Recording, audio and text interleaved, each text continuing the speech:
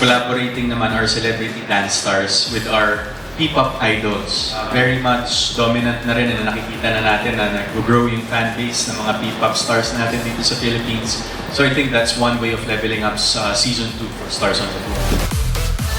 Excited ako na maging part ng show na makita ko yung talento na ibibigay ng mga contestants natin. And bilang ang first love ko yung pagsasayaw, looking forward talaga ako sa maraming bagay. Na-excite ako na nakafocus sila sa sayaw. Kumbaga, sino ba talaga sila pag walang microphone, ma-highlight yung skills nila.